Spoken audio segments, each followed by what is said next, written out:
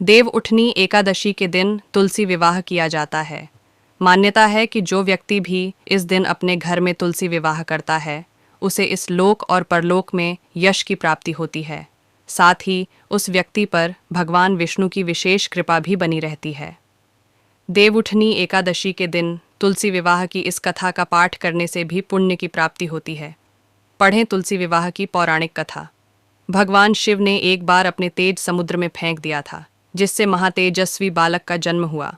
इस बालकर का नाम था जालंधर। जालंधर आगे चलकर एक पराक्रमी दैत्य राजा बना। जालंधर बहुत ही राक्षस प्रवृत्ति का था। जालंधर का विवाह दैत्यराज कालनेमी की कन्या वृंदा से हुआ। एक बार जालंधर ने माता लक्ष्मी का प्राप्त करने की इच्छा से उसने युद्ध किया, लेकिन समुद्र से भी उत्पन्न होने के कारण माता लक्ष्मी ने जालंधर को अपने भाई के रूप में स्वीकार कर लिया। जालंधर जब पराजित हो गया तो वह वहां देवी पार्वती को पाने की लालसा से कैलाश पर्वत पर पहुंच गया।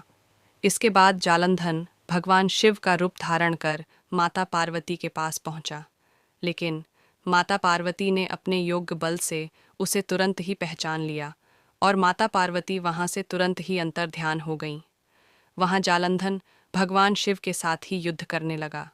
देवी पार्वती ने सारा वृतांत भगवान विष्णु को सुनाया। जालंधर की पत्नी वृंदा अत्यंत पतिव्रता स्त्री थी। उसी के पतिव्रत धर्म की शक्ति से जालंधर न तो मारा जाता था और न ही पराजित होता था।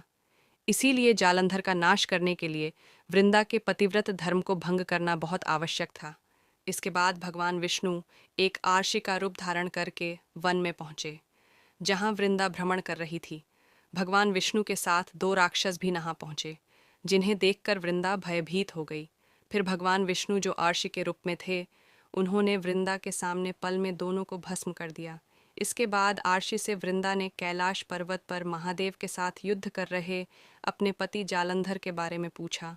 आर्षी ने अपने माया जाल से दो वानर प्रकट किए। एक वानर के हाथ में जालंधर का सिर था तथा दूसरे के हाथ में धड़। अपने पति की यह दशा देखकर वृंदा मूर्छित होकर गिर पड़ी। जब वृंदा को होश आया तो उसने अपने पति को जीवित करने की विनती की। इसके बाद भगवान ने अपनी माया से जालंधर का सिर धड़ से जोड़ दिया, लेकिन स्वयं भी वह इसी शरीर में प्रवेश कर गए। वृंदा इसके बारे में नहीं जानती थी कि उसके पति के शरीर में कोई और प्रवेश कर गया। जालंधर बने भगवान के साथ वृंदा पतिव्रता का व्यवहार करने लगी, जिससे उसका सतीत्व भंग हो गया। ऐसा होते ही उधर कैलाश पर्वत पर वृंदा का पति जालंधर युद्ध में हार गया। जब वृंदा को पता चला तो उसने क्रोध में आकर भगवान विष्णु को हृदयहीन शिला होने का श्राप दे दिया। अपने भक्त के श्राप को भगवान विष्णु ने स्वीकार किया और शालिग्राम पत्थर बन गए।